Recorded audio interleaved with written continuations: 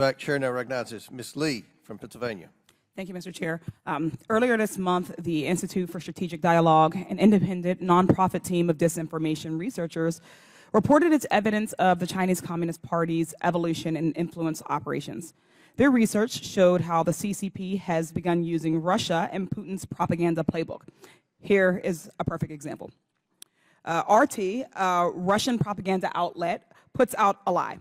That lie is picked up and amplified by a CCP disinformation operation posing as a Trump supporter. And then Alex Jones, a star of MAGA World, echoed and amplified the line to his millions of followers. Professor Snyder, are you aware of the CCP adopting Russia's propaganda playbook and even working hand in hand with Russia to push out disinformation? Yes, very much so at many levels. Thank you. Understanding the threats posed by the CCP requires understanding the context. And where disinformation is concerned, that means examining Russia's playbook. Professor Snyder, in an interview with PBS Frontline program in September of 2022, you said, and I quote, "So what the Russians became very effective at doing by way of their international propaganda, then later by interfering in elections, is messing things up, taking the worst of other societies and bringing the worst tendencies to the fore, finding, by digital means and otherwise, our weaknesses and making those weaknesses greater and greater." Professor Snyder, have you observed Russia using this playbook against the United States? That is the Russian playbook, and interestingly, I believe it's also a scholarly consensus that Chinese information operations are moving in that direction. There's a good empirical evidence since 2023 that precisely what China is trying to do on social media is what Russia did in previous elections, namely disrupt and favor the candidate they regard as most disruptive.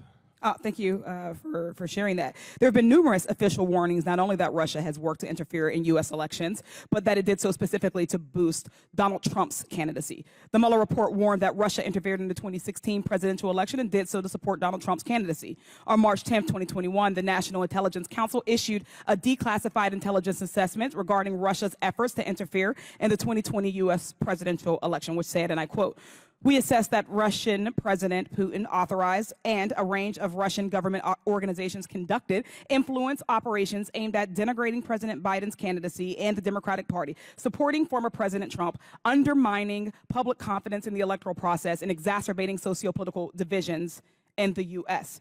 Professor Snyder, why has Vladimir Putin sought to boost Donald Trump's candidacy? And to be clear, have Vladimir Putin's reasons for boosting Trump's candidacy changed over the years? This is why it's so important that this discussion is framed in terms of political warfare, because political warfare by definition involves someone else trying to get you to do something that you probably ought not to do.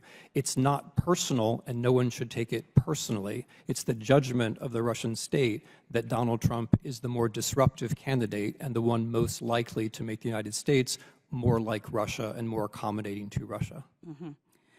Professor Snyder, do you believe Russia is seeking to interfere in the upcoming elections in 2024? Of course. Finally, Professor Snyder, you recently wrote, and I quote, "Trump presents himself as an admirer of Putin and had been his client in one form or another for a decade. He has succeeded in conditioning the media by teaching his followers to shout Russia hoax whenever the subject comes up, but all the same, Russia has backed him in every campaign and is backing him in this one. Professor Snyder, what are the consequences for our democracy if Donald Trump and his allies in Congress continue to shout Russia hoax, even as they echo and amplify Russian propaganda and disinformation?" If we have a hearing on political warfare, then we must be concerned with political warfare, which includes Chinese operations, Russian operations, and operations where the two come together. What's interesting about 2024 is that China is using memes that it gets from Russia and methods which are very similar to Russian. The thing that one has to worry about is the trend is the American part, right? It's not political warfare unless there's an American part in it. Unless our minds and our mouths move, it's not political warfare. And so if our minds and our mouths are replicating things that come from China or from Russia, then we are probably doing things which are not in our interest. To repeat, that is the essence of political warfare, which is meant to be our subject today. Thank you. While the Stop the Steal MAGA party claim to love America and democracy so much, they've shown they're willing to undermine it every step of the way, even by courting our adversaries to ensure their permanent rule. I yield back.